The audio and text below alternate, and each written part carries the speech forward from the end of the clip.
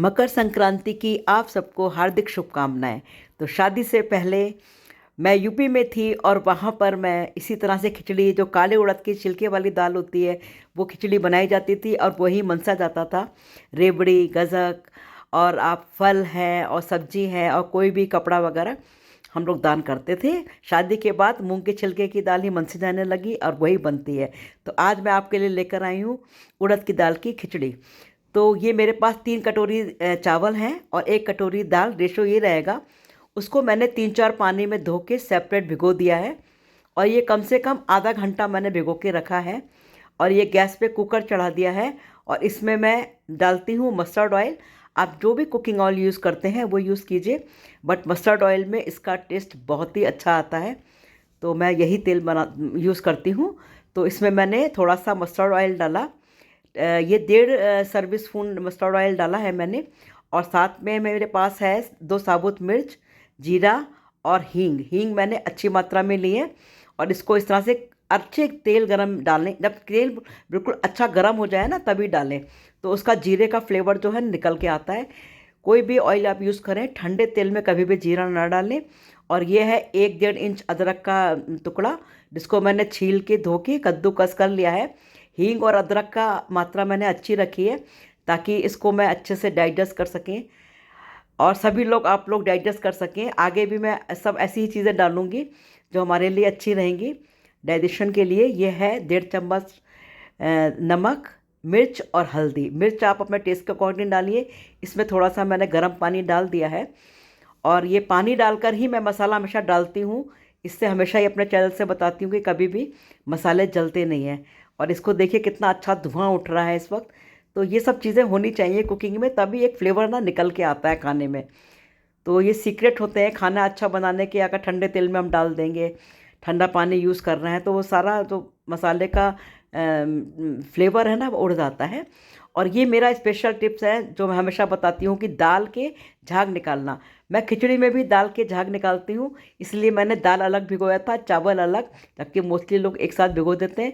अब ये दाल उबल रही है मेरी अलग बर्तन में और इसमें मैंने थोड़ा सा चुटकी भर नमक डाल दिया था। अब ये देखिए कितना गंदा निकला है। ये यूरिक एसिड को बढ़ाता है बॉडी में, और हम लोग अगर ये नहीं निकालते हैं तो आप सोच लीजिए, ये हम चावल के साथ खिचड़ी या दाल अलग से बनाते हैं तो हम ये खाते हैं।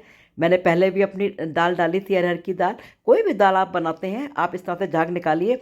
अब ये दाल हमारी बिल्कुल बढ़िया हो गई है और इस पानी का कोई यूज़ नहीं है, इसको मैं फेंक दूंगी। ये बहुत ही गंदा होता है, बॉडी के लिए बहुत ही हार्मफुल होता है।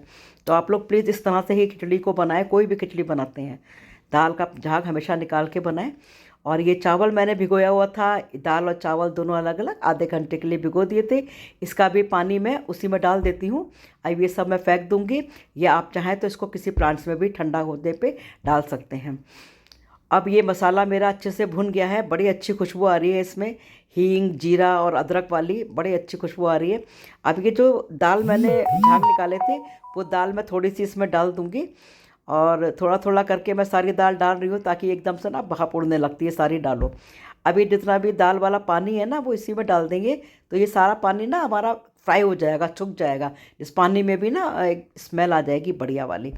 तो ये देखिए ये सारा मैंने इस तरह से डाल दिया है। आप लोग इस तरह से बनाइए और बताइए ये मेरी टिप्स कैसी लगती हैं। बढ़िया टेस्टी खाना अपने चैनल से हमेशा कहती हूँ, पेट भर के खाइए लेकिन हेल्दी खाइए, कुछ मिलना चाहिए खाने से भी हमें। तो मेरे चैनल को लाइक कीजिए, सब्सक्राइब कीजिए, शेयर कीजिए और बताइए आपको मेरी रेसिपी आपको कैसी लगती है। अब ये जो राइस रखे थे इसका भी पानी मैंने जो भीगा हुआ था वो फेंक दिया और उसी वाली जो खिचड़ी बना रही हूँ उस कुकर में मैंने दाल के साथ इन चावल को भी डाल दिया। अब इस चावल को डालने के बाद थोड़ा सा हम इसको चला लेंगे। तो ये बासमती चावल है जिसको मैंने भिगो दिया है और ये इन्हीं चावलों की बढ़िया बनती है, लंबा चावल हो जाता है, एकदम बिखरी हुई बिल्कुल पुलाव की तरह ये खिचड़ी बनेगी। तो मूंग की दाल की खिचड़ी जो हम लगी लिपटी बनाते हैं थोड़ा, तो उसमें तो आप छोटा चावल यूज़ कर सकते हैं, लेकिन इसमें ये बासमती ही राइस यूज़ कीजिए।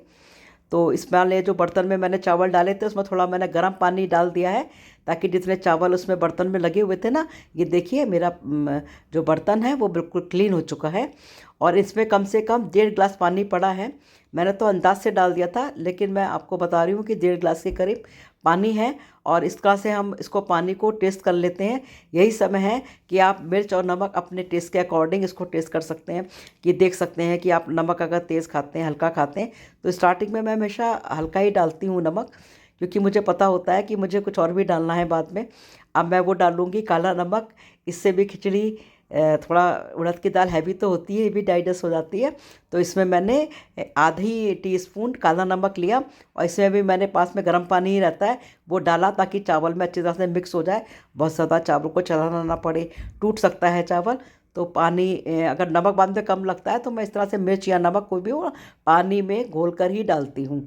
तो ये भी एक मेरी टिप है कि इसको सूखा मत डालिए, नहीं तो कहीं ज़्यादा हो जाएगा, कहीं कम।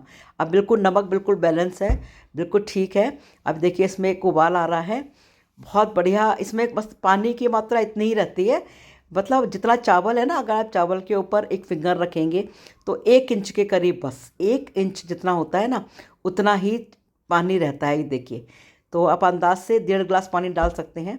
3 कटोरी चावल और 1 कटोरी उड़द की दाल है, तो आप इसमें इतना पानी डाल सकते हैं। अब ये बिल्कुल हो गया है, इसमें खूब बढ़िया उबाला आ रहा है। बस हमने इसमें एक विसिल लगानी है।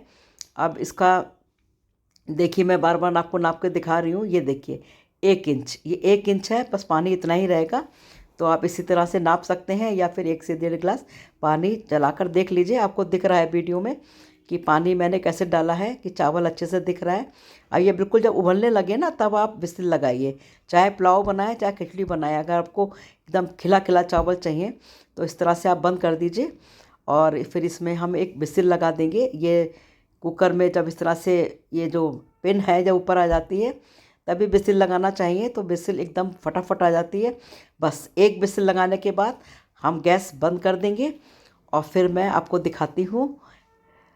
इस बीच जब तक विसिल आ रही थी तो मैंने चटनी बनाई। तो उसमें मैंने धनिया, टमाटर और जीरा और काला नमक, प्लेन नमक, थोड़ी सी मिर्च और एक टमाटर लेके उसको मैंने पीस दिया, वो चटनी बन गई।